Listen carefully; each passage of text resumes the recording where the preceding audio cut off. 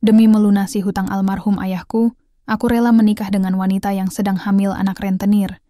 Namun tak kusangka, saat malam pertama, ternyata dia masih... Ando duduk di kursi kayu usang di ruang tamu rumahnya. Kedua tangannya mengepal erat di atas meja. Matanya terpaku pada secarik kertas yang tergeletak di hadapannya. Surat utang mendiang ayahnya, yang jumlahnya begitu besar hingga membuatnya merasa sesak. Ia sudah bekerja keras selama bertahun-tahun untuk melunasinya, tetapi rasanya seperti berjalan di tempat. Setiap kali ia membayangkan masa depan, yang terlintas adalah bayangan utang yang tak kunjung habis. Pintu depan terbuka dengan kasar, dan seorang pria parubaya masuk tanpa permisi. Di belakangnya, ada dua orang lelaki berbadan tegap yang tampak seperti penjaga. Pria itu mengenakan setelan rapi, wajahnya dingin, dan tatapannya menusuk tajam ke arah Ando. "Ando," katanya dengan nada datar, "kami sudah cukup sabar menunggumu melunasi utang ini. Tapi nyatanya, kau tidak bisa memenuhi kewajibanmu." Ando berdiri, mencoba menahan emosinya. "Aku sedang berusaha, Pak. Aku hanya butuh waktu lebih lama." "Tidak. Ada waktu lagi," potong pria itu dengan tegas. "Kecuali kau bersedia menikahi Sinta." Seketika, tubuh Ando membeku. "Apa?" tanyanya dengan suara serak, tidak yakin apakah ia mendengar dengan benar. "Sinta," ulang pria itu sambil menyeringai, tipis. "Anak gadis kami. Kau pasti sudah tahu kondisinya, kan? Dia sedang hamil, dan keluarganya ingin pernikahan ini segera dilangsungkan demi menjaga nama baik. Jika kau menolak, kami akan mengambil semua aset yang tersisa dari warisan ayahmu sebagai pelunasan utang." Ando merasa dunianya runtuh. Ia tahu siapa Sinta, gadis muda dari keluarga kaya yang tinggal di ujung desa. Namun, ia sama sekali tidak pernah membayangkan bahwa dirinya harus menikah dengan seorang wanita yang sedang mengandung anak dari pria lain. Ini bukan hanya soal harga diri, tapi juga tentang masa depan yang ia impikan hancur begitu saja. "Kalian tidak bisa memaksaku melakukan ini," protes Ando, meskipun suaranya terdengar lemah. Pria itu tertawa sinis. "Oh, tentu saja kami bisa. Pilihlah, Ando, menikahi Sinta atau kehilangan segalanya." Ando menundukkan kepala, merasakan beban berat di pundaknya. Ia tahu ia tidak punya pilihan lain. Dengan hati yang tercabik-cabik, ia akhirnya mengangguk pelan. "Baiklah," katanya lirih, nyaris tak terdengar. "Aku akan menikahinya." Setelah pria itu pergi, Ando duduk kembali di kursinya, merasa kosong. Ia memandangi surat utang itu sekali lagi, kemudian meremasnya dengan geram. Hidupnya yang sudah sulit kini semakin rumit. Ia tidak tahu bagaimana cara menghadapi pernikahan ini, apalagi dengan seorang wanita yang tidak ia cintai dan tengah mengandung anak dari pria lain. Namun, satu hal yang pasti, malam pertama pernikahan, mereka akan menjadi awal dari sebuah rahasia besar yang bahkan tidak pernah ia bayangkan sebelumnya. Malam itu, langit tertutup awan kelabu, tidak ada bintang yang menyinari kegelapan. Di dalam kamar pengantin yang sederhana, Ando duduk di tepi ranjang dengan pandangan kosong. Udara di ruangan itu terasa begitu berat, seolah-olah semua ketidakpastian dan kebencian yang ia rasakan selama ini berkumpul menjadi satu. Sinta duduk diam di kursi di sudut kamar, tubuhnya tampak rapuh di balik gaun pengantin putihnya. Ia menundukkan kepala, tidak berani menatap Ando. Matanya berkaca-kaca, tetapi ia berusaha menahan air mata agar tidak jatuh. Baginya, malam ini adalah puncak dari semua penderitaan yang telah ia alami selama berbulan-bulan. Ando menghela napas panjang, mencoba mengumpulkan keberanian untuk mengatakan sesuatu. Namun, kata-kata terasa seperti batu yang tersangkut di tenggorokannya. Akhirnya, ia memutuskan untuk berdiri dan mendekati Sinta. "Kenapa aku harus melakukan ini?" tanyanya dengan suara rendah, lebih kepada dirinya sendiri daripada kepada Sinta. "Kenapa kau? Kenapa aku?" Sinta hanya diam. Ia tidak tahu harus menjawab apa. Semua alasan yang bisa ia pikirkan terdengar begitu klise dan tidak cukup untuk menebus rasa sakit yang Ando rasakan. "Aku tahu kau tidak punya pilihan," lanjut Ando, nadanya sedikit lebih lembut meskipun masih terdengar dingin. Tapi, apakah kau benar-benar hamil? Apakah ini semua nyata? Sinta mengangkat kepalanya perlahan, matanya bertemu dengan mata Ando. Ada kilatan kesedihan yang mendalam di sana, membuat Ando merasa sesak. Aku tidak tahu harus berkata apa. Bisik Sinta pelan, suaranya hampir tidak terdengar. Ando menatapnya lama, mencoba membaca ekspresi wajah Sinta.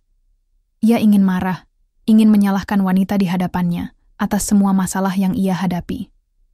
Namun, entah kenapa, melihat kesedihan di mata Sinta membuatnya sulit untuk melakukannya.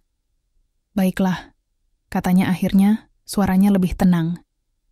Kita tidak bisa mengubah apa yang sudah terjadi. Ayo kita selesaikan ini. Sinta mengangguk pelan meskipun tubuhnya gemetar. Ia berdiri dengan ragu-ragu, kemudian berjalan menuju tempat tidur. Ando mengikuti di belakangnya, hatinya dipenuhi oleh pertanyaan-pertanyaan yang tak terjawab. Namun, saat mereka berbaring berdampingan, sesuatu terjadi yang membuat Ando terkejut bukan main. Saat ia menyentuh tubuh Sinta dengan hati-hati, ia menyadari bahwa wanita itu masih perawan. Ando langsung menarik tangannya, tubuhnya tegang. Kau masih perawan? Tanyanya dengan nada bingung, hampir tidak percaya pada apa yang baru saja ia temukan. Sinta menutup matanya erat-erat, air mata mulai mengalir di pipinya. Aku tidak tahu bagaimana menjelaskannya, katanya dengan suara bergetar. Aku hamil tapi bukan karena pria lain. Ando terdiam, otaknya berputar cepat mencoba memahami arti dari semua ini. Jika Sinta masih perawan, lalu bagaimana mungkin dia bisa hamil? Pertanyaan itu berputar-putar di kepalanya, meninggalkan lebih banyak keraguan dan kebingungan. Apa maksudmu? Tanyanya, suaranya lebih keras kali ini. Jika kau tidak pernah berhubungan dengan pria lain, lalu siapa ayah dari bayi itu? Sinta tidak menjawab. Ia hanya menangis dalam diam, tubuhnya bergetar hebat. Ando merasa frustrasi, tetapi juga merasakan sedikit rasa iba. Ada sesuatu dalam cara Sinta menangis yang membuatnya yakin bahwa wanita itu menyimpan rahasia besar, rahasia yang mungkin tidak bisa ia ungkapkan begitu saja. Malam itu berakhir tanpa jawaban yang memuaskan. Ando berbaring di sisi tempat tidur, memandangi langit-langit kamar, sambil mencoba mencerna semua yang telah terjadi. Pikirannya dipenuhi oleh pertanyaan-pertanyaan yang belum terjawab. Siapa sebenarnya ayah dari bayi itu? Apa yang sebenarnya terjadi pada Sinta? Ia tidak tahu bahwa malam ini hanyalah awal dari sebuah misteri yang akan mengubah hidupnya selamanya. Pagi itu, sinar matahari menembus celah-celah tirai kamar, membangunkan Ando dari tidur yang tidak nyenyak. Tubuhnya masih terasa kaku, pikirannya dipenuhi oleh kebingungan dan pertanyaan-pertanyaan yang tak kunjung terjawab. Ia berbaring di tempat tidur, memandangi langit-langit kamar sambil mencoba merangkai potongan-potongan misteri yang ia temui semalam. Sinta sudah tidak ada di ruangan itu. Ando bangkit perlahan, merasakan udara dingin menyapu kulitnya. Ia mengenakan pakaian dengan cepat, lalu keluar untuk mencari Sinta. Di dapur, ia melihat wanita itu sedang duduk di meja makan, menundukkan kepala sambil memainkan secangkir teh yang bahkan belum disentuhnya. Ando berdiri di ambang pintu, ragu-ragu untuk mendekat. Namun akhirnya ia melangkah masuk dan duduk di kursi di seberang Sinta. Suara gesekan kursinya membuat Sinta tersentak. Ia menatap Ando dengan mata cemas, tetapi tidak mengucapkan sepatah kata pun. Kita harus bicara, kata Ando pelan. Suaranya lebih tenang daripada malam sebelumnya. Aku tahu kau menyimpan sesuatu. Aku tidak akan marah, tapi aku perlu tahu apa yang sebenarnya terjadi. Sinta menundukkan kepalanya lagi. Tangannya gemetar saat ia meletakkan cangkir teh di atas meja. Ada jeda panjang sebelum akhirnya ia mulai berbicara.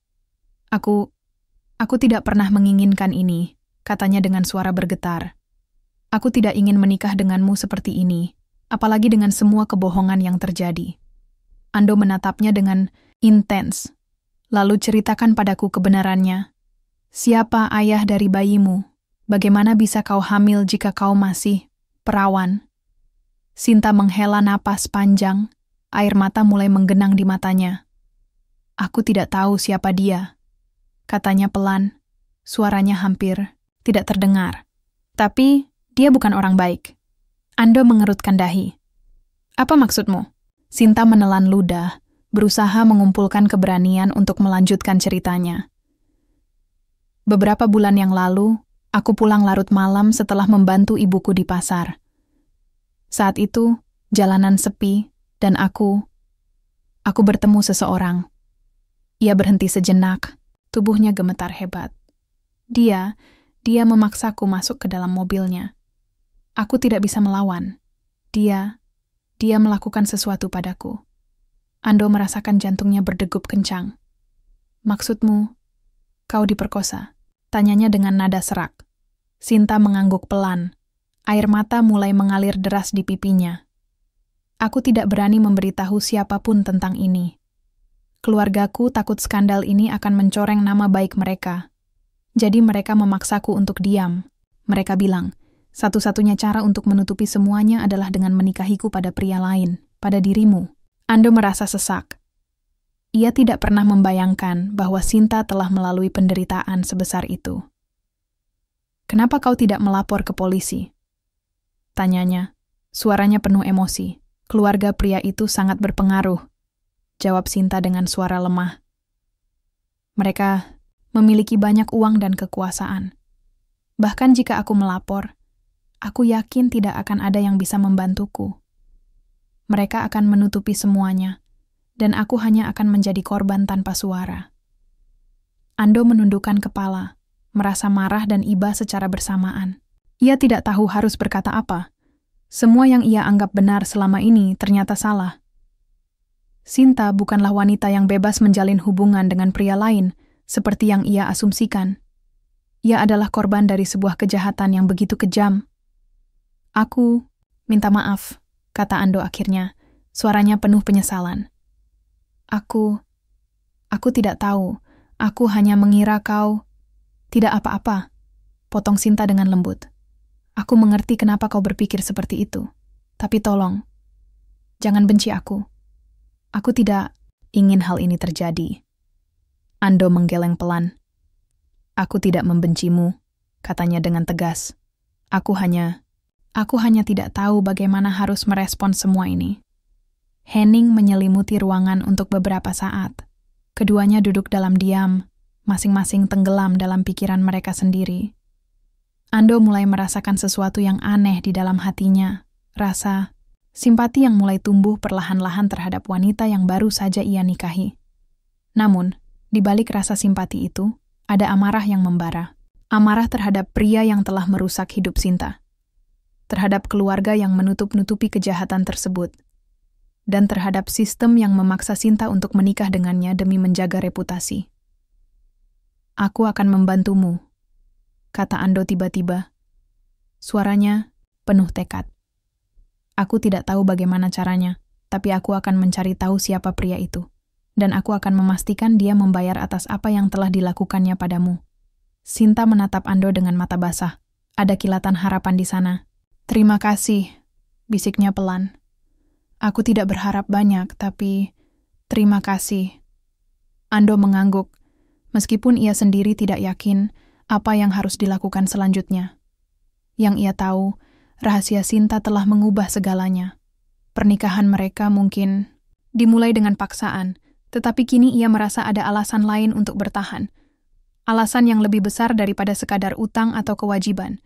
Hari-hari berikutnya berjalan dengan ritme yang pelan, namun penuh ketegangan. Ando dan Sinta mulai menjalani kehidupan rumah tangga mereka, meskipun awalnya masih terasa canggung dan dingin. Namun, ada sesuatu yang berubah di antara mereka. Langkah kecil menuju pemahaman satu sama lain. Ando mencoba lebih bersikap lembut kepada Sinta. Ia tidak lagi memandang wanita itu sebagai beban atau korban dari situasi yang dipaksakan. Sebaliknya, ia mulai melihat Sinta sebagai seseorang yang juga menderita. Seseorang yang membutuhkan dukungan daripada penolakan. Suatu sore, Ando duduk di ruang tamu membaca buku saat Sinta masuk dengan langkah ragu-ragu. Di tangannya, ia membawa sebuah kotak kayu kecil. Ini milikku, katanya pelan. Aku pikir kau mungkin ingin tahu lebih banyak tentang aku. Ando menatap kotak itu dengan rasa penasaran. Apa itu? Tanyanya. Buku harian, jawab Sinta sambil meletakkan kotak itu di meja. Aku mulai menulisnya setelah apa yang terjadi padaku. Aku tidak pernah mengatakannya pada siapapun, tapi mungkin kau bisa memahamiku lebih baik jika kau membacanya. Ando merasa sedikit ragu. Apa kau yakin? Ini kan curahan hatimu. Sinta mengangguk pelan. Aku percaya padamu. Lagi pula, kau sudah berjanji untuk membantuku. Aku hanya ingin kau tahu bahwa aku tidak seperti yang kau kira selama ini. Dengan hati-hati, Ando membuka kotak itu dan mengeluarkan beberapa jilid buku kecil. Ia mulai membaca halaman pertama, lalu yang kedua, dan seterusnya. Dalam tulisan-tulisan itu, ia menemukan cerita tentang seorang gadis muda yang penuh mimpi, tetapi juga penuh rasa takut dan kesedihan. Ada kalimat-kalimat yang menyentuh hatinya tentang bagaimana Sinta berusaha keras untuk tetap tegar meskipun dunianya runtuh. Di salah satu halaman, Sinta menulis tentang malam ketika ia diperkosa. Kalimat-kalimatnya penuh dengan rasa sakit dan kemarahan, tetapi juga harapan bahwa suatu hari ia akan mendapatkan keadilan. Ando merasakan dadanya sesak saat membaca kata-kata itu. Ia tidak bisa membayangkan bagaimana rasanya mengalami semua itu sendirian, tanpa dukungan dari siapapun. Setelah beberapa jam membaca, Ando akhirnya menutup buku tersebut. Matanya berkaca-kaca, meskipun ia berusaha menyembunyikannya. Sinta duduk di kursi di seberangnya, menatapnya dengan ekspresi cemas. Kau sudah selesai membacanya? Tanyanya pelan. Ando mengangguk. Ya, katanya dengan suara serak. Aku tidak tahu harus berkata apa. Kau sangat kuat, Sinta. Jauh lebih kuat daripada yang kubayangkan. Sinta tersenyum tipis, meskipun matanya masih basah. Aku hanya berusaha bertahan hidup, katanya pelan. Tapi kadang-kadang rasanya begitu sulit. Ando merasa ada dorongan dalam dirinya untuk melakukan sesuatu. Aku janji akan membantumu, katanya dengan tegas. Aku tidak tahu apakah kita bisa melawan keluarga itu, tapi aku tidak akan menyerah begitu saja. Sinta menatapnya dengan mata penuh harapan. Terima kasih, bisiknya. Aku hanya ingin semuanya berakhir. Beberapa hari kemudian, Ando mulai mencari cara untuk membongkar kejahatan yang dilakukan terhadap Sinta. Ia mengunjungi teman lamanya, Raka, seorang pengacara muda yang memiliki reputasi baik di desa mereka. Ando menceritakan semua yang telah terjadi, termasuk apa yang ia temukan di buku harian Sinta. Raka mendengarkan dengan serius. Wajahnya tampak muram setelah mendengar cerita Ando. Ini bukan kasus mudah, katanya dengan nada hati-hati. Keluarga itu sangat berpengaruh. Mereka pasti sudah menutupi jejak-jejaknya dengan baik. Tapi jika kita bisa menemukan bukti kuat, mungkin ada peluang. Ando mengangguk. Apa yang harus kulakukan? Kita butuh saksi, jawab Raka. Atau barang bukti apapun yang bisa menghubungkan pria itu dengan kejahatannya. Apakah Sinta ingat sesuatu yang bisa membantu kita? Ando menggeleng. Dia masih trauma. Tapi aku akan mencoba bertanya lagi. Malam itu Ando duduk bersama Sinta di ruang tamu. Ia mencoba berbicara pelan-pelan, mencoba membuat Sinta merasa nyaman untuk berbagi lebih banyak informasi. Apakah kau ingat sesuatu tentang pria itu? Tanyanya. Apapun yang bisa membantu kita menemukan kebenaran. Sinta menundukkan kepala, berpikir keras. Aku tidak ingat wajahnya dengan jelas, katanya pelan. Tapi dia naik mobil hitam besar, dan dia memakai cincin emas di jarinya. Itu satu-satunya hal yang kuingat. Ando mencatat informasi itu dengan hati-hati. Meskipun terdengar kecil, detail tentang cincin emas dan mobil hitam bisa menjadi petunjuk penting. Di akhir bab ini, Ando mulai merasakan sedikit optimisme. Ia tahu bahwa perjalanan ini tidak akan mudah. Tetapi ia merasa lebih dekat dengan Sinta. Hubungan mereka mulai berubah dari sekadar pernikahan paksa menjadi ikatan yang lebih dalam. Ikatan yang dibangun atas dasar saling memahami dan mendukung. Namun, di balik harapan itu, Ada bayangan ancaman yang masih mengintai. Keluarga pria yang memperkosa Sinta bukanlah orang-orang yang bisa ditantang begitu saja. Ando tahu bahwa ia harus berhati-hati karena setiap langkah salah bisa membahayakan dirinya dan Sinta. Hari-hari berikutnya tidak berjalan semulus yang Ando dan Sinta harapkan. Meskipun ada upaya untuk saling memahami, beban emosional dan fisik mulai menumpuk, membuat kehidupan mereka sebagai pasangan baru semakin rumit. Sinta sering merasa lelah karena kondisi kehamilannya yang semakin memburuk. Perutnya yang membesar membuatnya sulit untuk beraktivitas seperti biasa, dan rasa mual serta pusing sering menghampirinya di pagi hari. Namun, ia tetap berusaha melakukan tugas-tugas rumah tangga agar tidak terlihat merepotkan bagi Ando. Ia ingin membuktikan bahwa meskipun ia adalah korban dari situasi ini, ia tetap bisa menjadi istri yang baik. Namun, usaha Sinta justru membuat Ando khawatir. "Kau tidak perlu memaksakan diri," katanya suatu pagi saat melihat Sinta mencoba membersihkan halaman dengan langkah terseret-seret. "Istirahatlah. Aku bisa melakukannya." Sinta menggeleng pelan. "Aku tidak ingin kau merasa aku hanya menjadi beban bagimu," katanya dengan nada rendah. Aku ingin membantu." Ando mendekat dan meletakkan tangannya di bahu Sinta. "Kau bukan beban," katanya tegas. "Kau sedang hamil dan tubuhmu butuh istirahat. Itu lebih penting daripada membersihkan halaman." Sinta menundukkan kepala, air, mata mulai menggenang di matanya. "Aku hanya ingin semuanya normal," bisiknya. Tapi rasanya semuanya begitu sulit. Ando merasakan sesak di dadanya. Ia tahu bahwa Sinta tidak hanya menghadapi masalah fisik, tetapi juga tekanan emosional yang berat. Ia meraih tangan Sinta dan menuntunnya kembali masuk ke dalam rumah. "Duduklah sebentar," katanya lembut. "Aku akan membuat teh untukmu." Namun, tantangan tidak hanya datang dari kondisi fisik Sinta. Keluarga Sinta juga mulai memberikan tekanan tambahan. Suatu sore, Ibu Sinta datang berkunjung tanpa permisi. Wajahnya tampak cemas, tetapi juga marah. "Kenapa kau tidak memberitahunya?" tanya Ibu Sinta dengan nada tinggi setelah melihat Ando duduk di ruang tamu bersama Sinta. "Kita sudah sepakat untuk tidak mengungkit-ungkit masa lalu." Ando menatap wanita itu dengan dingin. "Maksud Anda apa? Jika Sinta tidak memberitahuku tentang apa yang terjadi padanya, bagaimana mungkin kami bisa menyelesaikan masalah ini?" "Apa yang terjadi sudah berlalu," kata Ibu Sinta dengan nada keras. "Yang penting sekarang adalah menjaga nama baik keluarga. Jangan coba-coba membuat masalah dengan keluarga besar itu, Ando. Mereka tidak segan-segan untuk menghancurkan kita semua jika kalian berdua melawan mereka." Ando merasakan amarahnya memuncak, tetapi ia mencoba menahan diri. "Bu, saya tidak akan diam saja jika ada kejahatan yang harus dilawan. Sinta adalah korban, dan dia pantas mendapatkan keadilan." Ibu Sinta menghela napas panjang, wajahnya tampak lelah. "Ini bukan soal keadilan. Ini soal realitas. Kita tidak bisa melawan mereka, Ando. Lebih baik kalian berdua fokus pada bayi yang akan lahir nanti." Setelah Ibu Sinta pergi, suasana di rumah kembali tegang. Sinta menangis dalam diam, sementara Ando merasa frustrasi. Ia tahu bahwa keluarga Sinta hanya ingin melindungi reputasi mereka, tetapi sikap mereka justru membuat Sinta semakin terjebak dalam penderitaan.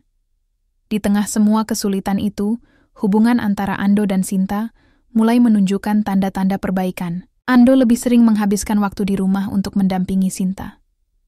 Ia membacakan cerita atau sekadar mendengarkan curahan hati Sinta ketika wanita itu merasa tertekan.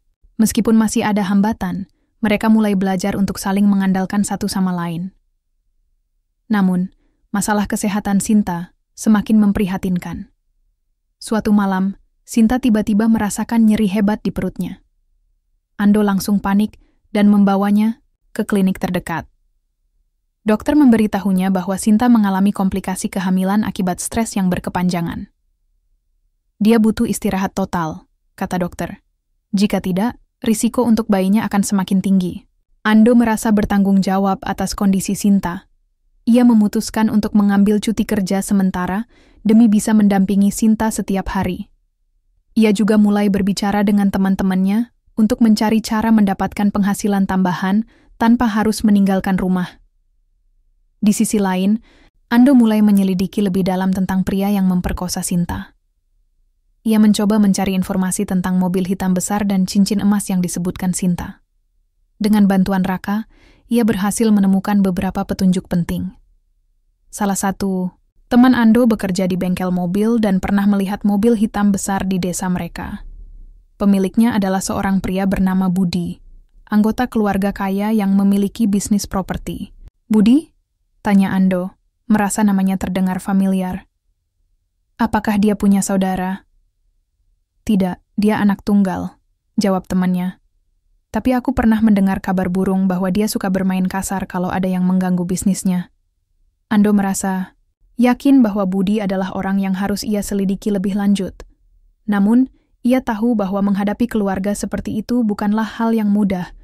Ia membutuhkan bukti kuat sebelum bisa mengambil tindakan lebih jauh. Pagi itu, Ando bangun lebih awal dari biasanya. Udara di luar masih dingin, dan kabut tipis menyelimuti desa. Ia memutuskan untuk pergi ke pasar dengan alasan membeli bahan makanan, tetapi sebenarnya ia ingin mencari informasi lebih lanjut tentang Budi, pria yang dicurigainya sebagai pelaku pemerkosaan terhadap Sinta. Di pasar, Ando bertemu dengan seorang wanita paruh baya bernama Butini, seorang pedagang sayur yang dikenal suka bergosip. Dengan hati-hati, Ando mulai mengajukan pertanyaan tanpa terlalu mencurigakan. "Butini," kata Ando sambil tersenyum ramah. "Apa kabar?" "Sudah lama tidak bertemu," Butini balas tersenyum. "Alhamdulillah baik, Nak. Kau sendiri bagaimana? Katanya kau sudah menikah?" Ando mengangguk pelan. "Iya, Bu. Tapi ada sesuatu yang mengganjal di hatiku akhir-akhir ini." Ia berhenti sejenak, lalu melanjutkan dengan nada santai. "Aku mendengar kabar bahwa keluarga besar di ujung desa sedang ada masalah.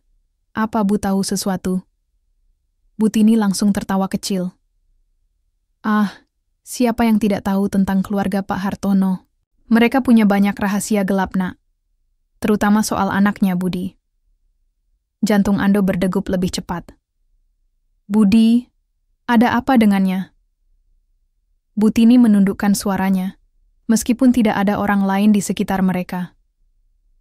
"Nak, aku tidak tahu apakah ini benar atau tidak, tapi katanya beberapa bulan lalu, Budi terlibat dalam insiden besar.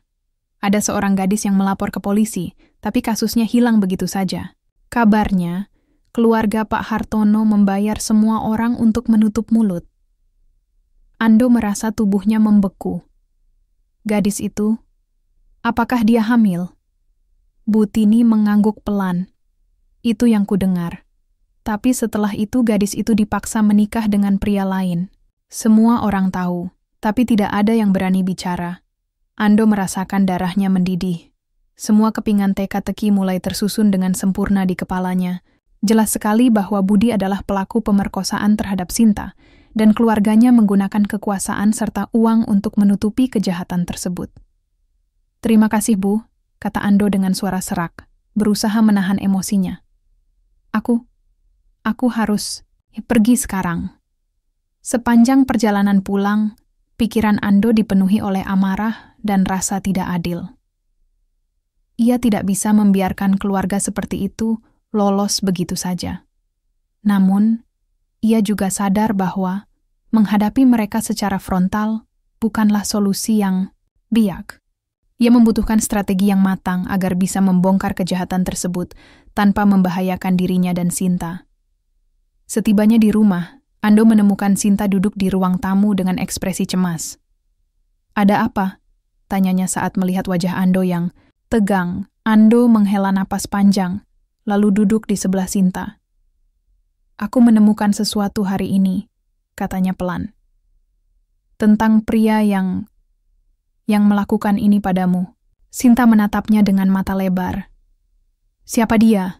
"Budi," jawab Ando tegas. "Anak tunggal keluarga Hartono." Sinta membeku. Matanya berkaca-kaca dan tubuhnya gemetar hebat. Aku tidak tahu namanya. Tapi aku ingat mobil hitam besar itu. Dan cincin emasnya. Ando meraih tangan Sinta, mencoba menenangkannya. Aku tahu ini sulit untukmu. Tapi kita tidak bisa diam saja. Aku akan membantumu mendapatkan keadilan. Sinta menangis dalam diam, air mata mengalir deras di pipinya. Aku takut, bisiknya. Apa yang akan mereka lakukan jika kita melawan mereka? Aku tidak akan membiarkan mereka menyakitimu lagi, janji Ando dengan suara tegas. Aku akan melindungimu, apapun yang terjadi. Malam itu, Ando memutuskan untuk bertemu kembali dengan Raka, pengacara muda yang telah membantunya sebelumnya. Ia menceritakan semua informasi baru yang berhasil ia kumpulkan, termasuk gosip dari Butini di pasar. Raka mendengarkan dengan serius, wajahnya tampak muram setelah mendengar cerita Ando. Ini semakin rumit, katanya pelan. Keluarga Hartono memiliki pengaruh besar. Mereka bahkan mungkin memiliki akses ke pejabat tinggi di daerah ini. Tapi kita tidak bisa menyerah, potong Ando dengan nada tegas. Apa yang bisa kita lakukan untuk membongkar ini? Raka berpikir sejenak. Kita butuh bukti kuat, sesuatu yang tidak bisa mereka tutupi. Misalnya, rekaman CCTV, saksi mata, atau dokumen yang menunjukkan bahwa mereka membayar orang untuk menutupi kasus ini. Ando mengangguk. Aku akan mencari cara untuk mendapatkan bukti itu. Beberapa hari kemudian, Ando mulai menyelidiki lebih dalam. Ia mengunjungi beberapa tempat yang sering dikunjungi Budi, termasuk kafe dan restoran mewah di pusat kota. Di salah satu kafe, ia bertemu dengan seorang pelayan yang tampak ragu-ragu ketika ditanya tentang Budi. Aku tidak tahu apa-apa, kata pelayan itu dengan nada takut. Tolong jangan tanyakan hal ini lagi. Namun, setelah Ando meyakinkannya bahwa ia hanya ingin mencari kebenaran, pelayan itu akhirnya berbicara. Beberapa bulan lalu, aku melihat Budi berdebat dengan seorang gadis di parkiran. Gadis itu menangis, dan Budi tampak marah sekali. Setelah itu, aku tidak pernah melihat gadis itu lagi. Ando merasa yakin bahwa gadis itu adalah Sinta. Ia meminta izin kepada manajer kafe untuk melihat rekaman CCTV dari malam itu. Meskipun rekaman tersebut sudah dihapus, Ando berhasil menemukan petunjuk penting dari log sistem keamanan yang menunjukkan bahwa ada aktivitas mencurigakan pada waktu kejadian. Di akhir bab ini, Ando mulai merasa optimis meskipun tantangan masih sangat besar. Ia menyadari bahwa perjuangannya untuk membongkar kejahatan ini tidak akan mudah, tetapi ia siap menghadapi risiko demi keadilan bagi Sinta. Namun di balik tekadnya yang kuat, ada bayangan ancaman yang semakin dekat. Keluarga Hartono bukanlah orang-orang yang bisa ditantang begitu saja. Ando tahu bahwa langkah selanjutnya harus dilakukan dengan hati-hati, karena kesalahan kecil bisa membahayakan nyawa mereka berdua. Setelah mendapatkan bukti awal dari rekaman sistem keamanan kafe, Ando menyadari bahwa ia membutuhkan lebih banyak informasi untuk memperkuat kasusnya. Namun, mencari bukti tambahan berarti melangkah lebih jauh ke wilayah yang berbahaya, wilayah yang dikuasai oleh keluarga Hartono. Ando memutuskan untuk bertindak hati-hati. Ia mulai mengumpulkan informasi dari orang-orang di sekitar desa yang pernah bekerja atau terlibat dengan keluarga Hartono. Dengan bantuan Raka, ia juga mulai mempelajari cara mendokumentasikan bukti secara legal, agar tidak mudah disangkal di pengadilan nanti. Suatu sore, Ando menemui seorang pria tua bernama Pak Darman, mantan sopir keluarga Hartono yang kini tinggal di pinggiran desa. Pak Darman tampak ragu-ragu saat pertama kali melihat Ando, tetapi setelah mendengar tujuan kedatangannya, pria itu akhirnya bersedia berbicara. Aku sudah lama meninggalkan mereka, kata Pak Darman dengan suara pelan. Tapi, aku tahu banyak hal yang mereka lakukan.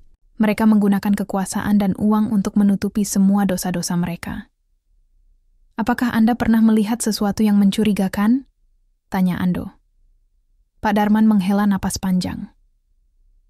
Beberapa bulan lalu, aku melihat Budi membawa seorang gadis masuk ke dalam mobilnya malam-malam.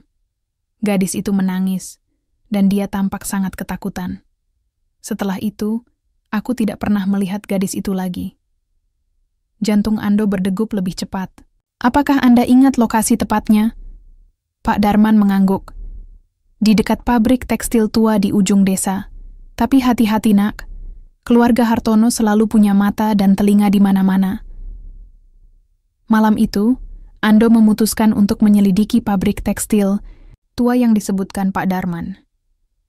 Ia tahu bahwa ini adalah langkah berisiko, tetapi ia merasa tidak punya pilihan lain. Dengan hati-hati, ia memarkir motornya di tempat yang tersembunyi dan berjalan menuju pabrik tersebut. Udara dingin menusuk kulitnya saat ia melangkah melewati pintu besi yang berkarat. Di dalam, suasana begitu gelap dan sunyi. Hanya ada suara angin yang berdesir melalui celah-celah dinding. Ando menyalakan senter kecilnya. Sinarnya menyapu ruangan kosong yang dipenuhi debu dan sampah. Namun, saat ia memeriksa lebih lanjut, ia menemukan sesuatu yang membuatnya terkejut. Sebuah cincin emas kecil terselip di antara tumpukan pecahan kaca di sudut ruangan. Cincin itu persis seperti yang dijelaskan Sinta beberapa waktu lalu. Ando mengambil cincin itu dengan hati-hati, lalu menyimpannya di dalam kantong plastik kecil. Ia tahu bahwa ini bisa menjadi salah satu bukti penting untuk membongkar kejahatan Budi. Namun, saat ia hendak meninggalkan pabrik, sebuah suara keras membuatnya terlonjak. "Apa yang kau lakukan di sini?" teriak seorang pria dari balik bayangan. Ando berbalik dengan cepat. Jantungnya berdebar kencang. Seorang pria berbadan tegap muncul dari kegelapan, wajahnya tertutup topeng. "Ini milik keluarga Hartono," katanya dengan nada mengancam. "Kau tidak seharusnya ada di sini." Ando mundur perlahan, mencoba tetap tenang. "Aku hanya mencari sesuatu yang hilang," katanya dengan suara serak. "Aku tidak bermaksud buruk." Pria itu tertawa sinis. Keluarga Hartono tidak akan membiarkan siapa pun mengganggu urusan mereka. Kau sebaiknya berhati-hati. Sebelum Ando sempat berkata apa-apa lagi, pria itu melangkah maju dan mendorongnya keras hingga tubuhnya terbentur dinding. Ando merasakan sakit yang menyengat di bagian punggungnya, tetapi ia segera bangkit dan berlari keluar dari pabrik secepat mungkin. Ketika Ando tiba di rumah, Sinta langsung terkejut melihat kondisinya yang kusut dan penuh luka. "Apa yang terjadi padamu?" tanyanya dengan suara cemas. Ando menghela napas panjang, lalu menunjukkan cincin emas yang ia temukan di pabrik. "Ini buktinya," katanya pelan. "Aku yakin ini milik Budi. Sekarang kita punya sesuatu untuk melawan mereka." Sinta menatap cincin itu dengan mata basah. "Apa kau tidak takut? Mereka bisa membahayakanmu." "Aku tidak peduli," jawab Ando dengan nada tegas. "Aku sudah berjanji untuk membantumu. Aku tidak akan membiarkan mereka lolos begitu saja." Esok harinya, Ando dan Raka bertemu untuk membahas strategi selanjutnya.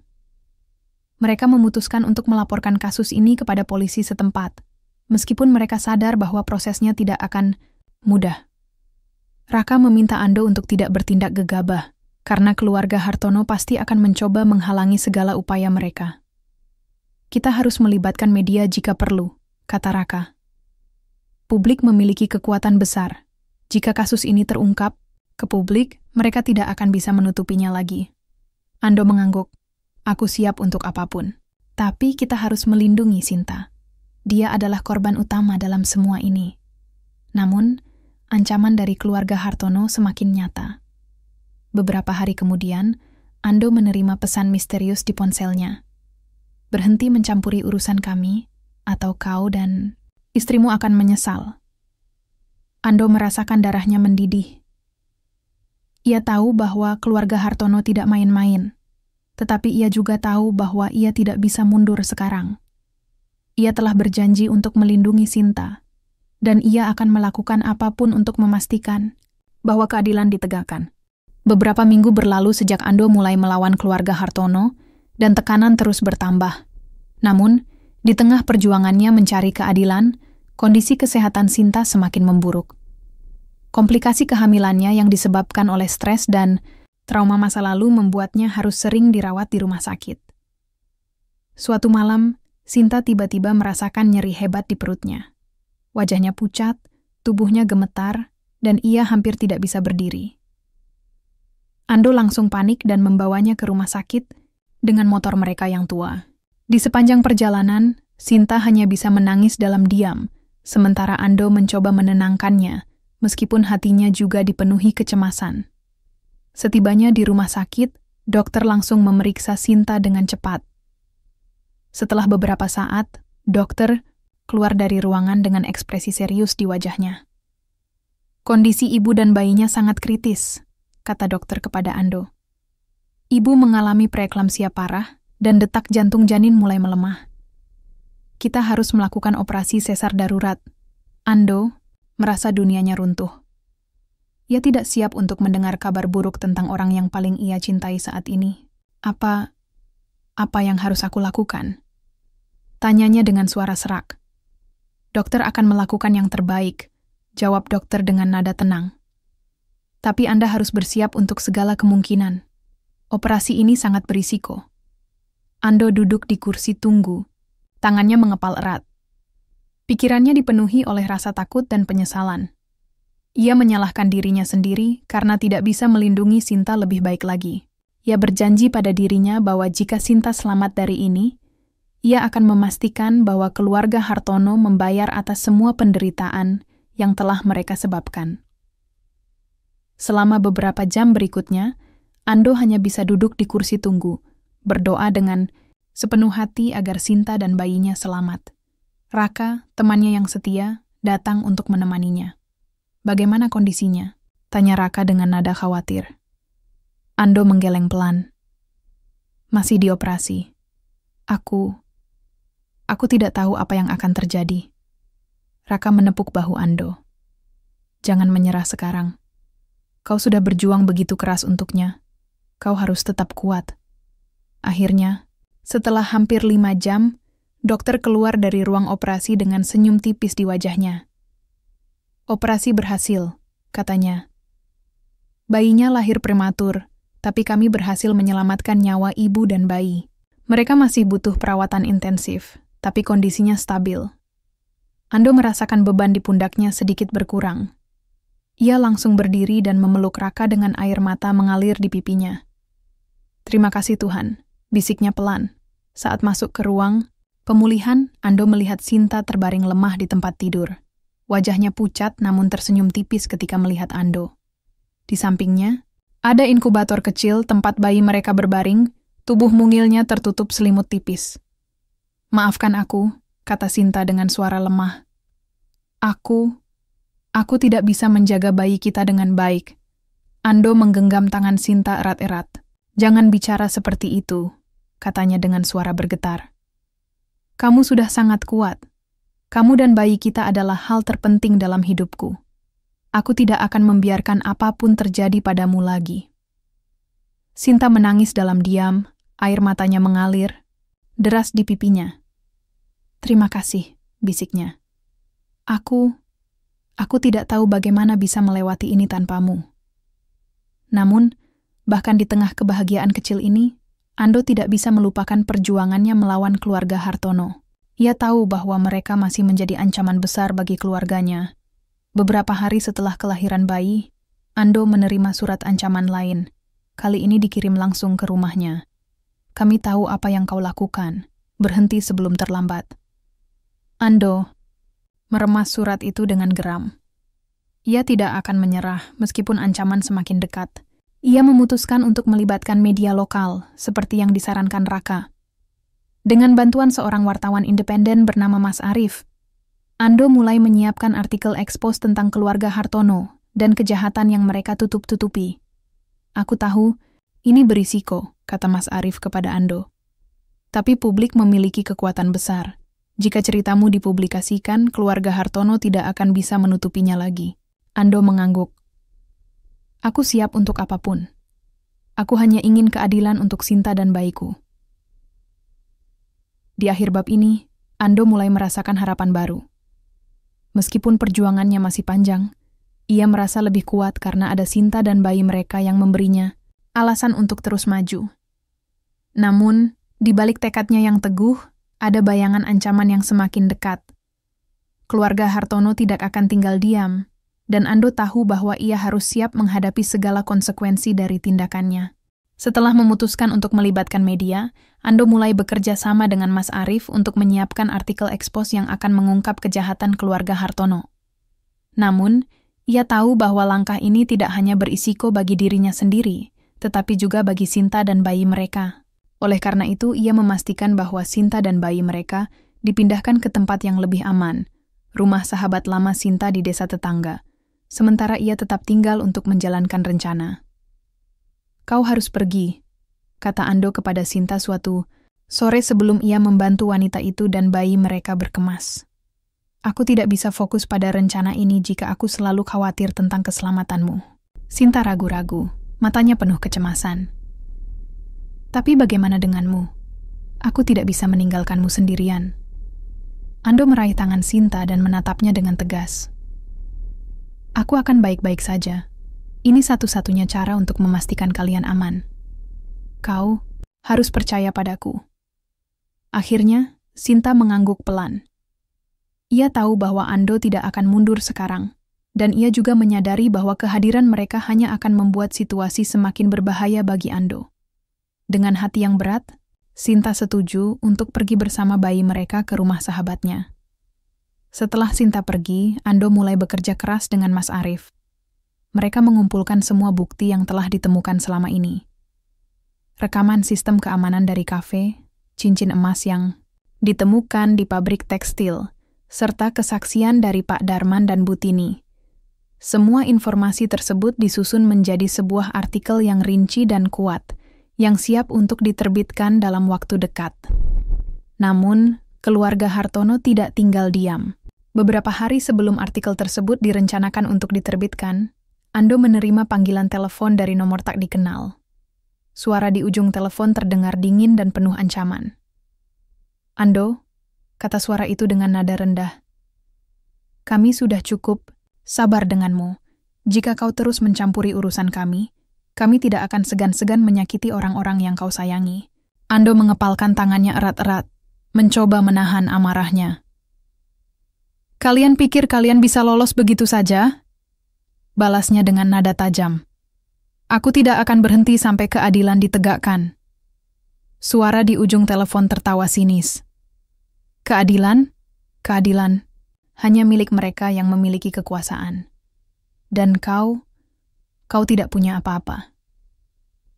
Percakapan itu berakhir dengan bunyi terputus, tetapi pesannya jelas.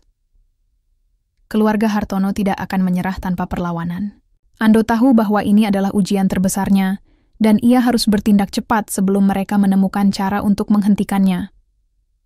Esok harinya, artikel ekspos akhirnya diterbitkan di salah satu portal berita lokal. Judul artikel itu langsung menarik perhatian banyak orang. "Skandal Keluarga Hartono, penutupan kasus pemerkosaan dengan uang dan kekuasaan." Artikel tersebut menyebutkan nama Budi sebagai pelaku pemerkosaan terhadap Sinta, serta peran keluarganya dalam menutupi kasus tersebut. Dalam hitungan jam, artikel itu viral di media sosial. Warga desa mulai berbicara tentang skandal tersebut, dan tekanan publik mulai terasa. Beberapa warga bahkan mulai memberikan kesaksian anonim tentang kejahatan lain yang dilakukan oleh keluarga Hartono, termasuk intimidasi dan penyuapan. Namun, reaksi keluarga Hartono tidak lama datang. Malam itu, beberapa orang suruhan keluarga Hartono mendatangi rumah Ando. Mereka melemparkan batu ke jendela dan membakar pintu depan rumah dalam upaya untuk menakut-nakuti Ando. Beruntung, Ando berhasil melarikan diri melalui pintu belakang, tepat sebelum api mulai menjalar ke dalam rumah. Setelah insiden itu, Ando menyadari bahwa ia tidak bisa lagi tinggal di desa. Ia memutuskan untuk pergi ke kota besar untuk sementara waktu. Tetapi ia tetap berkomunikasi dengan Mas Arief untuk memastikan bahwa penyelidikan terhadap keluarga Hartono terus berlanjut. Di kota, Ando bertemu dengan seorang aktivis hukum bernama Mbak Lina yang bersedia membantu kasus ini secara pro bono. Bersama Mbak Lina, Ando mulai mengajukan laporan resmi ke Komisi Pemberantasan Korupsi, KPK, dan lembaga hukum lainnya.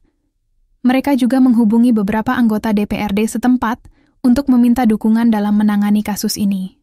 "Aku tahu ini tidak mudah," kata Mbak Lina kepada Ando. "Tapi kita harus memastikan bahwa kebenaran terungkap. Keluarga Hartono tidak boleh lolos begitu saja. Ando mengangguk dengan tekad yang kuat. Aku tidak akan berhenti sampai mereka membayar atas apa yang telah mereka lakukan. Sementara itu, tekanan publik terhadap keluarga Hartono semakin besar. Beberapa mitra bisnis mereka mulai menarik dukungan, dan reputasi keluarga itu mulai runtuh. Bahkan beberapa pejabat daerah yang dulunya dekat dengan keluarga Hartono mulai menjaga jarak, takut terseret dalam skandal tersebut. Namun, Ando tahu bahwa perjuangannya belum selesai. Meskipun keluarga Hartono mulai kehilangan pengaruh mereka masih memiliki cukup kekuatan untuk melawan. Ando harus terus waspada, karena ia tahu bahwa keluarga itu akan melakukan apapun untuk melindungi diri mereka. Beberapa minggu setelah artikel Expose diterbitkan, Ando mulai merasakan perubahan yang signifikan dalam dinamika kasus ini. Tekanan publik dan hukum yang terus meningkat membuat keluarga Hartono berada di bawah sorotan yang tak terhindarkan. Namun, meskipun langkah-langkah awal telah dilakukan, Ando tahu bahwa keadilan belum sepenuhnya ditegakkan, terutama bagi Sinta, yang masih harus menghadapi trauma mendalam dari masa lalunya. Di tengah ketegangan itu, Ando memutuskan untuk mengunjungi Sinta dan bayi mereka di tempat perlindungan sementara. Ia ingin memastikan bahwa mereka baik-baik saja, serta memberikan dukungan moral kepada Sinta, yang masih sering merasa cemas dan tidak aman. Ketika Ando tiba di rumah sahabat Sinta, wanita itu sedang duduk di beranda dengan bayi mungil mereka di pangkuannya. Mata Sinta tampak lebih cerah dibandingkan beberapa minggu lalu, meskipun jejak lelah masih terlihat jelas di wajahnya. Begitu melihat Ando, ia tersenyum tipis, dan air mata mulai menggenang di matanya. "Kau datang," kata Sinta pelan. Suaranya penuh rasa lega. Ando duduk di sebelahnya dan mengelus kepala bayi mereka dengan lembut. "Tentu saja aku datang," katanya. "Aku ingin memastikan kalian aman." Sinta menundukkan kepala, mencoba menahan tangisnya. Apa yang akan terjadi selanjutnya? Apakah kita benar-benar bisa melawan mereka?" Ando menggenggam tangan Sinta erat-erat. "Kita sudah melewati banyak hal bersama. Aku tidak akan menyerah sampai keadilan ditegakkan. Tapi kau juga harus kuat untuk dirimu sendiri dan untuk bayi kita." Sinta mengangguk pelan, air mata mengalir deras di pipinya. "Terima kasih," bisiknya. Aku tidak tahu apa yang akan terjadi tanpamu." Mereka duduk diam untuk beberapa saat, hanya mendengarkan suara napas bayi yang tidur tenang di pangkuan Sinta. Ada kehangatan yang tumbuh di antara mereka, sesuatu yang lebih dalam daripada sekadar hubungan suami istri yang dimulai dengan paksaan. Mereka telah melewati begitu banyak ujian bersama, dan kini ikatan mereka semakin kuat. Namun, meskipun ada momen kebahagiaan kecil ini, Ando tidak bisa sepenuhnya melupakan ancaman yang masih mengintai. Beberapa hari kemudian, ia menerima kabar bahwa Budi akhirnya ditangkap oleh polisi atas tuduhan pemerkosaan dan penyalahgunaan kekuasaan. Kabar ini membawa harapan baru bagi Ando dan Sinta, tetapi juga meningkatkan risiko bagi mereka. "Apa kau yakin mereka tidak akan balas dendam?" tanya Sinta dengan nada cemas ketika Ando memberitahunya tentang penangkapan Budi. Ando menatap Sinta dengan tegas. "Aku tidak tahu apa yang akan mereka lakukan, tapi aku akan terus melindungi kalian. Ini adalah pertarungan terakhir kita." Sementara itu, tekanan publik terhadap keluarga Hartono semakin besar. Beberapa mitra bisnis utama mereka mulai menarik dukungan, dan reputasi keluarga itu hancur di mata masyarakat. Bahkan beberapa pejabat daerah yang dulunya dekat dengan keluarga Hartono mulai menjaga jarak, takut terseret dalam skandal tersebut. Namun, keluarga Hartono tidak menyerah begitu saja. Mereka mencoba menggunakan pengacara ternama untuk membebaskan Budi dari tuduhan. Tetapi bukti yang dikumpulkan oleh Ando dan timnya terlalu kuat untuk disangkal. Cincin emas yang ditemukan di pabrik tekstil, rekaman sistem keamanan dari kafe, serta kesaksian dari saksi-saksi anonim menjadi dasar yang kokoh untuk menjerat Budi. Pada sidang pertama, suasana di pengadilan sangat tegang. Ando hadir sebagai saksi utama, didampingi oleh Mbak Lina, aktivis hukum yang telah membantu kasus ini. Sinta, meskipun masih trauma, juga hadir untuk memberikan kesaksiannya secara langsung. Matanya berkaca-kaca saat ia berbicara tentang malam ketika ia diperkosa oleh Budi tetapi ia tetap teguh dalam menyampaikan kebenaran. Setelah sidang pertama usai, Ando mendekati Sinta di luar ruang sidang. "Kau hebat sekali," katanya dengan nada bangga. "Kau baru saja membuka pintu menuju keadilan." Sinta tersenyum tipis, meskipun tubuhnya masih gemetar. "Aku hanya ingin semua ini berakhir," katanya pelan. Beberapa minggu kemudian, putusan pengadilan akhirnya dijatuhkan. Budi dinyatakan bersalah atas pemerkosaan dan penyalahgunaan kekuasaan. Ia dijatuhi hukuman penjara selama 20 tahun, sementara keluarganya dikenai denda besar karena terlibat dalam upaya menutupi kasus tersebut. Ketika Ando mendengar putusan itu, ia merasakan beban besar yang selama ini membebani pundaknya perlahan-lahan. Mulai hilang. Ia menoleh ke arah Sinta, yang duduk di sebelahnya dengan air mata mengalir di pipinya. "Ini adalah awal baru," katanya lembut. Sinta mengangguk, lalu memeluk Ando erat-erat. "Terima kasih," bisiknya. "Aku tidak tahu bagaimana bisa melewati ini tanpamu." Setelah keputusan pengadilan yang menegakkan hukum terhadap Budi, Ando dan Sinta merasa lega sekaligus waspada. Meskipun Budi telah dihukum, keluarga Hartono masih memiliki banyak sumber daya untuk membalas dendam. Namun, Ando tahu bahwa ini adalah momen penting dalam perjuangan mereka. Momen ketika kebenaran akhirnya mendapatkan tempatnya. Beberapa hari setelah putusan pengadilan, Ando kembali ke rumah sahabat Sinta untuk membawa kabar baik. Ia membawa berkas-berkas resmi yang menunjukkan bahwa Budi telah dipenjara, serta dokumen-dokumen yang mengonfirmasi bahwa keluarga Hartono dikenai denda besar atas keterlibatan mereka dalam upaya menutupi kasus tersebut. "Keadilan sudah mulai ditegakkan," kata Ando kepada Sinta saat ia menyerahkan dokumen-dokumen itu. "Ini adalah bukti bahwa kita tidak bisa kalah oleh ketidakadilan." Sinta memegang dokumen itu dengan tangan gemetar. Air mata mengalir deras di pipinya. "Aku tidak percaya ini benar-benar terjadi," katanya pelan. Aku pikir kita tidak akan pernah bisa melawan mereka."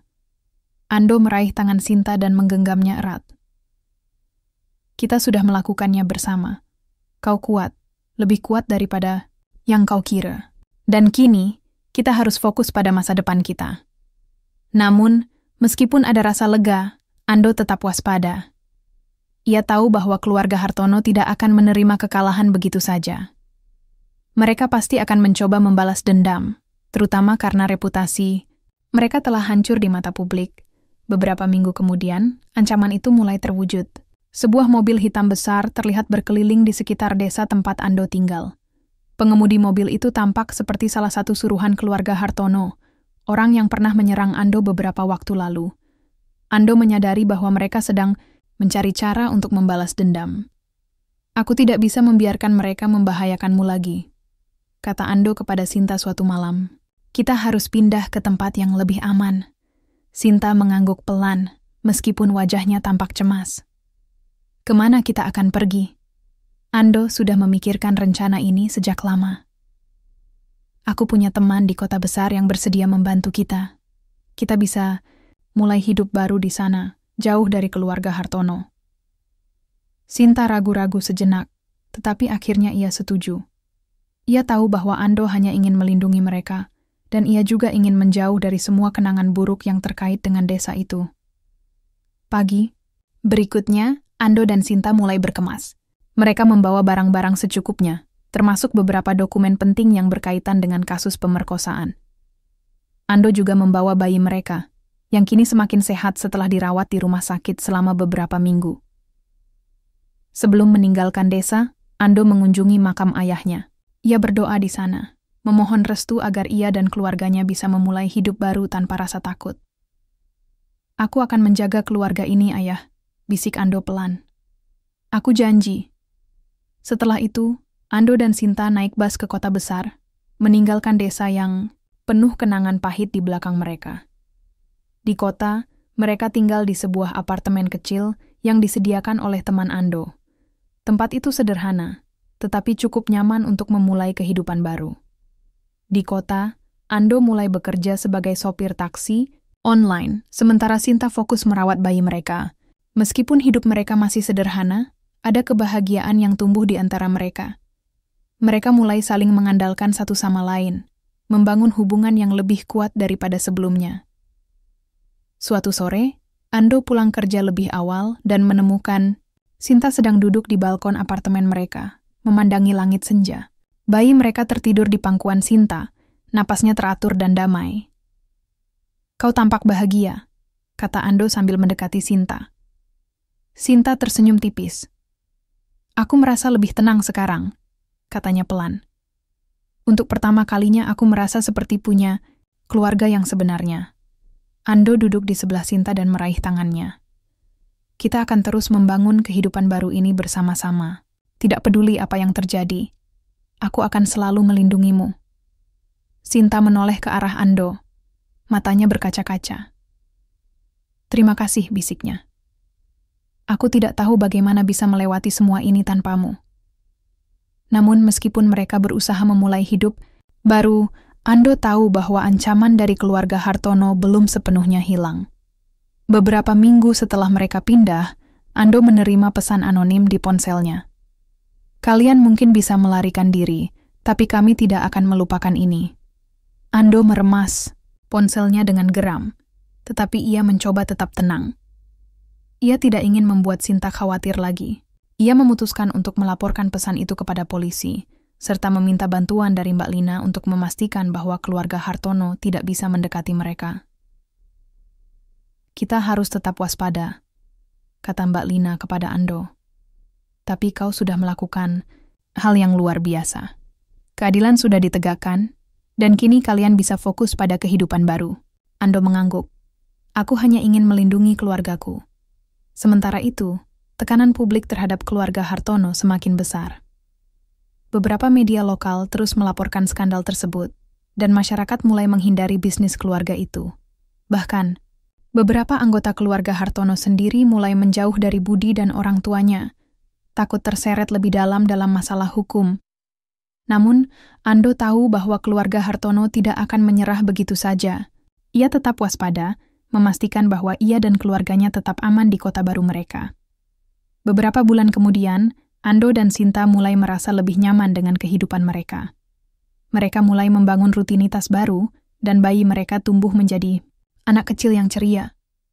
Ada kehangatan yang tumbuh di antara mereka, sesuatu yang tidak pernah mereka rasakan sebelumnya. Suatu malam, Ando dan Sinta duduk di sofa kecil di apartemen mereka, menonton televisi sambil menggendong bayi mereka. Ada kebahagiaan yang sederhana, namun mendalam di antara mereka. "Apa kau pernah membayangkan bahwa kita akan sampai sejauh ini?" tanya Sinta pelan. Ando tersenyum tipis. "Tidak. Tapi aku bersyukur kita berhasil melewati semuanya bersama." Sinta mengangguk, lalu memeluk Ando erat-erat. "Aku juga. Terima kasih karena tidak pernah menyerah." Ando memeluk balik Sinta, merasakan kehangatan keluarga yang telah mereka bangun bersama. Meskipun perjalanan mereka dimulai dengan paksaan dan penderitaan, mereka berhasil menemukan kebahagiaan sejati di tengah semua tantangan. Setelah hampir 1 tahun berlalu sejak mereka meninggalkan desa, kehidupan Ando dan Sinta di kota besar mulai menunjukkan tanda-tanda stabilitas. Mereka tidak lagi merasa seperti buronan yang selalu melihat ke belakang dengan cemas. Meskipun ancaman dari keluarga Hartono masih menghantui pikiran Ando, ia memilih untuk fokus pada masa depan, pada keluarganya, yang kini menjadi alasan utama untuk terus maju. Pagi itu, matahari bersinar cerah, dan udara segar menyelimuti apartemen kecil. Mirama, Sinta sedang menyiapkan sarapan sederhana, sementara bayi mereka, yang kini sudah berusia 9 bulan, tertawa riang saat Ando mengajaknya bermain di ruang tamu. Suara tawa anak kecil itu mengisi ruangan dengan kehangatan yang belum pernah mereka rasakan sebelumnya. "Kau lihat?" kata Ando kepada Sinta sambil tersenyum lebar. "Dia semakin pintar. Kemarin dia bahkan bisa duduk sendiri tanpa bantuan." Sinta tertawa kecil, wajahnya tampak lebih cerah dibandingkan beberapa bulan lalu. "Itu karena ayahnya pandai mengajar," katanya sambil meletakkan piring-piring di atas meja. Ando mendekati Sinta dan mencium pipinya pelan. "Tidak, itu karena ibunya sangat sabar dan penyayang," Sinta tersipu, lalu mengalihkan pandangannya ke bayi, mereka yang sedang asyik bermain dengan mainan kayu kecil. Ada rasa syukur yang mendalam dalam hatinya. Setelah semua penderitaan yang telah ia alami, ia akhirnya menemukan kebahagiaan yang sesungguhnya. Kebahagiaan yang lahir dari cinta dan pengorbanan. Namun, meskipun kehidupan mereka tampak tenang, Ando tetap waspada. Ia seringkali memeriksa berita tentang keluarga Hartono, memastikan bahwa mereka tidak melakukan langkah baru yang bisa membahayakan keluarganya. Beberapa bulan sebelumnya, ada kabar bahwa keluarga Hartono mulai kehilangan bisnis mereka satu persatu karena tekanan publik dan hukum. Bahkan rumah mewah mereka dijual murah demi menutupi utang-utang yang menumpuk. Namun, Ando tahu bahwa keluarga seperti itu tidak akan menyerah begitu saja. Mereka pasti masih memiliki rencana untuk membalas dendam, meskipun saat ini mereka terlihat pasif. Oleh karena itu, Ando memutuskan untuk tetap menjaga jarak dari desa tempat mereka tinggal dulu, serta membatasi interaksi dengan orang-orang yang mungkin memiliki hubungan dengan keluarga Hartono. "Aku tidak ingin kita lengah," kata Ando kepada Sinta suatu malam saat mereka duduk di balkon apartemen, menikmati angin malam yang sejuk. "Mereka mungkin tidak akan bergerak sekarang, tapi kita harus tetap waspada." Sinta mengangguk pelan. "Aku mengerti," katanya. "Tapi aku juga percaya bahwa kita sudah cukup kuat untuk menghadapi apapun yang datang." Ando tersenyum tipis, lalu meraih tangan Sinta. "Kita memang kuat, karena kita bersama." Beberapa minggu kemudian, Ando menerima telepon dari Mas Arif, wartawan independen yang telah membantu kasus mereka sejak awal. "Ada kabar baik," kata Mas Arif dengan nada antusias. "Budi dipindahkan ke penjara dengan keamanan maksimum, dan keluarga Hartono resmi dinyatakan bangkrut oleh pengadilan." Ando merasakan beban di pundaknya semakin berkurang. "Terima kasih atas kabarnya," katanya. "Ini adalah kemenangan besar bagi kita semua." Mas Arif tertawa kecil. "Kau pantas mendapatkannya, Ando. Kau telah membuktikan bahwa kebenaran bisa menang melawan ketidakadilan." Setelah menutup telepon, Ando langsung memberitahu Sinta tentang kabar tersebut. Wajah Sinta langsung berseri-seri, matanya berkaca-kaca karena haru. "Akhirnya, kita benar-benar bebas," katanya pelan. Ando mengangguk. "Ya, ini adalah awal baru bagi kita. Namun, meskipun keluarga Hartono telah kehilangan kekuasaan mereka, Ando tahu bahwa trauma masa lalu tidak akan hilang begitu saja." Sinta masih sering bermimpi buruk tentang malam ketika ia diperkosa oleh Budi. Kadang-kadang, ia terbangun dengan napas tersengal-sengal, tubuhnya gemetar hebat. Namun, setiap kali itu terjadi, Ando selalu ada di sampingnya, memeluknya erat-erat sampai Sinta merasa tenang kembali. "Kau tidak sendirian," kata Ando suatu malam setelah Sinta terbangun dari mimpi buruk. "Aku akan selalu ada untukmu." Sinta menangis dalam diam, lalu memeluk Ando dengan erat. "Aku tidak tahu apa yang akan terjadi tanpamu," katanya pelan. Ando mengusap punggung Sinta lembut. "Kita sudah melewati semua ini bersama. Kita bisa menghadapi apapun selama kita saling mendukung." Di tengah proses pemulihan emosional Sinta, Ando juga mulai merencanakan masa depan mereka. Ia memutuskan untuk melanjutkan pendidikan formalnya di bidang teknologi informasi, sesuatu yang selama ini ia impikan, namun harus ditunda karena tanggung jawab keluarga. Dengan dukungan Sinta, ia mendaftar ke sebuah universitas terbuka yang memungkinkan ia belajar sambil bekerja. "Kau yakin bisa mengatur waktu?" tanya Sinta suatu sore saat Ando memberitahunya tentang rencananya. Ando tersenyum. "Aku harus bisa. Aku ingin memberikan yang terbaik untuk keluarga kita." Sinta mengangguk, lalu mencium pipi Ando. "Aku bangga padamu." Beberapa bulan kemudian, kehidupan mereka mulai menunjukkan perkembangan yang signifikan. Ando berhasil menyelesaikan semester pertamanya dengan nilai yang memuaskan, sementara Sinta mulai bekerja paruh waktu sebagai penjahit di sebuah butik kecil di dekat apartemen mereka. Penghasilan tambahan itu membantu mereka memperbaiki kondisi finansial keluarga, serta memberikan Sinta rasa percaya diri yang baru. Suatu sore, setelah pulang dari pekerjaan mereka masing-masing, Ando dan Sinta duduk di balkon apartemen, menikmati senja yang indah. Bayi mereka tertidur di pangkuan Sinta, napasnya teratur dan damai. "Apa kau pernah membayangkan bahwa kita akan sampai sejauh ini?" tanya Sinta pelan. Ando tersenyum tipis, lalu meraih tangan Sinta. "Tidak, tapi aku bersyukur kita berhasil melewati semuanya bersama." Sinta mengangguk, lalu memeluk Ando erat-erat. "Aku juga. Terima kasih karena tidak pernah menyerah." Ando memeluk balik Sinta, merasakan kehangatan keluarga yang telah mereka bangun bersama.